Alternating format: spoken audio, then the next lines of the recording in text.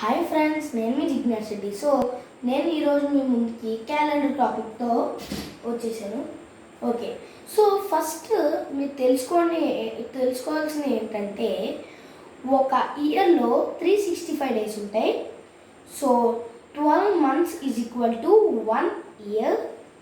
తర్వాత 4 weeks is equal to 1 month and 7 days is equal to 1 week అన్నమాట. విన్నారు కదా. నెక్స్ట్ ఇప్పుడు 3 fingers తీసుకోండి. 3 fingersలో ఫస్ట్ ఏంటంటే కొన్ని మంత్స్ డిఫరెంట్గా ఉంటాయి. ఏంటంటే కొన్ని మంత్స్కి 28 days ఉంటాయి. కొన్ని మంత్స్కి 31 days ఉంటాయి. కొన్ని మంత్స్కి 30 days ఉంటాయి.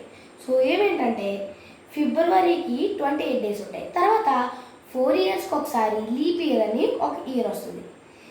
ఈ ఇయర్ ఏ మంత్లో వస్తుందంటే ఫిబ్రవరిలో వస్తుంది.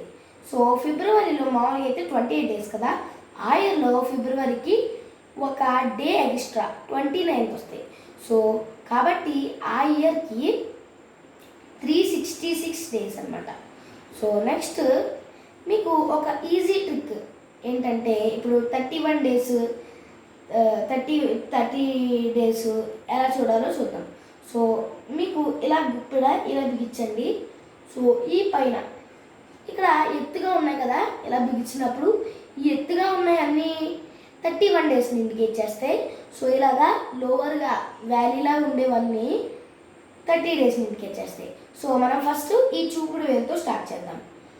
జనవరి, ఫిబ్రవరి, March, April, May, June, July, August, September, October, November, December. ఇక్కడ వచ్చేసి జూలై, ఆగస్టు ఒకే వేలో చెప్పాలి, ఎందుకంటే రెండింటికి 31 days ఉంటాయి. ఇలాగా ఇలా తెలియజేస్తుంది. ఇప్పుడు మనం క్యాలెండర్ టాపిక్లోకి వచ్చేద్దాం. ఇక్కడ మీకు క్యాలెండర్లో ఏ పర్టిక్యులర్ డే ఏ వీక్కి బిలాంగ్ అవుతుందో తెలుసుకోవడానికి ఫస్ట్ ఇప్పుడు నాకు 14th డే ఏ వీక్లో ఉందో తెలుసుకోవాలనుకుంటున్నాను. దీంట్లో 14th డే ఎక్కడుందో చూడాలి. 14th డే ఇక్కడ ఉంది కాబట్టి స్ట్రైట్గాని ఏ వీక్ అయితే ఉందో M1 అంటే మండే, ఏ వీక్ అయితే ఉందో ఆ వీక్ ఆ పర్టికులర్ డేకి సంబంధించింది అనమాట. మండే అనమాట. 14th మండే వచ్చింది. మండేలో ఏమేం days 7th, 14th, 21st, 28th. ఇలాగా. మళ్ళీ నాకు 9th ఏ వీక్, 9th పైన వెడ్నెస్డే. వెడ్నెస్డే, 10th థర్స్డే అలాగా. మీకు ఒక క్వశ్చన్ ఇస్తాను. నేను నెక్స్ట్ వీక్లో వచ్చేటప్పటికి నేను దానికి ఆన్సర్ చెప్తాను.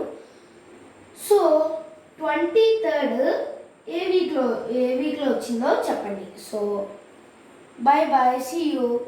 Please like, share and subscribe to Jignas Reddy Chinta 4011.